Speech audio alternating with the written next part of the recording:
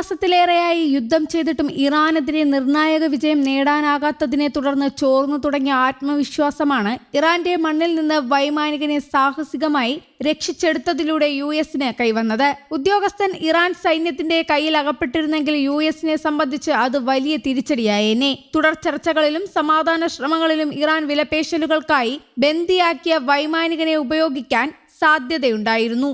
വൈമാനികനെ കണ്ടാലുടൻ വെടിവെക്കണമെന്ന ആദ്യം നിർദ്ദേശം കൊടുത്ത ഇറാൻ പിന്നീട് ജീവനോടെ പിടിക്കുന്നവർക്ക് പാരിതോഷികം പ്രഖ്യാപിച്ചത് അതുകൊണ്ടാണ്. ഫെബ്രുവരി 28 ആരംഭിച്ച യുദ്ധത്തിനിടെ ഇറാന്റെ അതിർത്തിക്കുള്ളിൽ ആദ്യമായാണ് വിമാനം വെടിവെച്ച് വീഴ്ത്തപ്പെട്ടത്.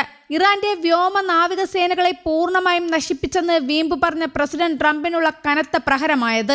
അമേരിക്കയുടെ ധീരരായ പോരാളികൾ ഇറാനിലെ ദുർഘടമായ പർവ്വത നിരകളിൽ നിന്നാണ് വൈമാനികനെ രക്ഷിച്ചതെന്ന് പ്രസിഡന്റ് ഡൊണാൾഡ് ട്രംപ് പറഞ്ഞു. ഇറാൻ വെടിവെച്ചിട്ട F-15 ഈ വിമാനത്തിലെ പൈലറ്റിനെ ആക്രമണമുണ്ടായ ഉടൻ രക്ഷിച്ചെന്നും സ്ഥിരീകരിച്ചു.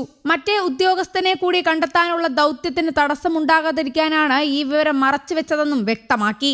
പൈലറ്റിനെ ഇറാന് പുറത്തെത്തിക്കാൻ 7 മണിക്കൂർ എടുത്തെന്നും പറഞ്ഞു. 2 വൈമാനികരെ വെവ്വേറെ രക്ഷപ്പെടുത്തുന്നത് സൈനിക ചരിത്രത്തിലെ ആദ്യത്തെ സംഭവമാണെന്നും ട്രംപ് അവകാശപ്പെട്ടു. 100-ലേറെ സൈനികരും 10-ലേറെ യുദ്ധവിമാനങ്ങളും രക്ഷാദൌത്യത്തിന്റെ ഭാഗമായി. യുഎസും സഖ്യസേനകളും നടത്തുന്ന ഏറ്റവും സങ്കീർണവും സമയബന്ധിതവുമായ ഓപ്പറേഷനാണ് കോംബാറ്റ് സെർച്ച് ആൻഡ് റെസ്ക്യൂ. അതേസമയം അമേരിക്കയുടെ ഈ ദൌത്യ വിജയത്തെ Iran parliament speaker Mohammad Ghalibaf പരിഹസിച്ചു. ഇത്തരം 3 വിജയങ്ങൾ കൂടി ഉണ്ടായാൽ അമേരിക്ക പൂർണ്ണമായും തകരുമെന്ന് തകർന്നു കിടക്കുന്ന വിമാനങ്ങളുടെ ചിത്രം പങ്കുവെച്ച് അദ്ദേഹം എക്സിൽ കുറിച്ചു. വൈമാനികനെ രക്ഷിച്ചു കൊണ്ടുപോയ US വിമാന വ്യൂഹത്തിലെ 2 C-130 മിലിറ്ററി ട്രാൻസ്പോർട്ട് വിമാനവും 2 ബ്ലാക്ക് ഹോക്ക് ഹെലികോപ്റ്ററുകളും വെടിവെച്ചിട്ടെന്നാണ് ഇറാൻ അറിയിച്ചത്.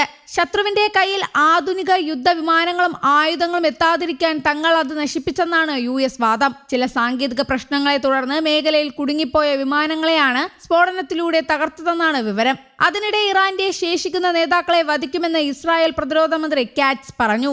അതേസമയം ഇറാൻ വെടിവെച്ചിട്ട F-15 വിമാനത്തിൽ നിന്ന് രക്ഷപ്പെട്ട പൈലറ്റിന്റെ അസാധാരണമായ റേഡിയോ സന്ദേശം പെന്റഗണിനെ ആശയക്കുഴപ്പത്തിലാക്കിയെന്നും റിപ്പോർട്ടുണ്ട്. പ്രോട്ടോകോളിന് പുറത്തുള്ള അസാധാരണ രീതിയിലുള്ള സന്ദേശമാണ് US സൈനിക ആസ്ഥാനത്തെ ഒരു വേള ആശയക്കുഴപ്പത്തിലാക്കിയത്. ഇത് ശത്രുക്കളുടെ കെണിയാണെന്നും സംശയമുയർന്നു. വെടിവെച്ചിട്ട യുദ്ധവിമാനത്തിൽ നിന്ന് പുറത്തേക്ക് ചാടി രക്ഷപ്പെട്ട US സൈനികനാണ് ഇതിനു പിന്നാലെ സൈനിക ആസ്ഥാനത്തേക്ക് സന്ദേശം കൈമാറിയത്. പവർ ടു ബി ഗോഡ് എന്നായിരുന്നു US സൈനിക ആസ്ഥാനത്ത് ലഭിച്ച സൈനികന്റെ സന്ദേശം. എന്നാൽ ഇത്തരം ഘട്ടങ്ങളിൽ സൈനികൻ നൽകേണ്ടിയിരുന്ന സാധാരണ രീതിയിലുള്ള സന്ദേശമായിരുന്നില്ല ഇത്. ഇതാണ് സൈനിക ആസ്ഥാനത്തെ മുൾമുനയിലാക്കിയതെന്നും റിപ്പോർട്ടുകളിലുണ്ട്. Survival, evasion, resistance, escape protocol സംബന്ധിച്ച് US സൈന്യത്തിലെ പൈലറ്റുമാർക്ക് കൃത്യമായ പരിശീലനം ലഭിച്ചിട്ടുണ്ട്. അപകടകരമായ സാഹചര്യങ്ങളിൽ സന്ദേശങ്ങൾ കൈമാറുമ്പോഴും പൈലറ്റുമാർ ഈ പ്രോട്ടോകോൾ പാലിക്കാറുണ്ട്. വ്യക്തിത്വം സ്ഥിരീകരിക്കാനും മറ്റും സന്ദേശങ്ങൾക്ക് കൃത്യമായ ശൈലിയുമുണ്ട്. എന്നാൽ ഇറാനിൽ കുടുങ്ങിയ US പൈലറ്റ് കൈമാറിയ സന്ദേശം ഈ ശൈലിയിലുള്ളതായിരുന്നില്ല. മാത്രമല്ല പൈലറ്റിന്റെ സന്ദേശത്തിന് പശ്ചിമേഷ്യൻ ശൈലി ഉണ്ടായിരുന്നതും സംശയത്തിനിടയാക്കി. പൈലറ്റിനെ പിടികൂടിയ ശത്രുക്കൾ സൈന്യത്തെ അപകടത്തിൽപ്പെടുത്തുന്നതിനായി നൽകിയ സന്ദേശമാണോ എന്നും സംശയമുണ്ടായി. എന്നാൽ എത്രയും വേഗം സൈനികനെ രക്ഷിക്കുകയെന്ന ദൗത്യത്തിനിടെ ഇത്തരം അവ്യക്തതകൾക്ക് സ്ഥാനമുണ്ടായില്ലെന്നും റിപ്പോർട്ടുകളിൽ പറയുന്നു.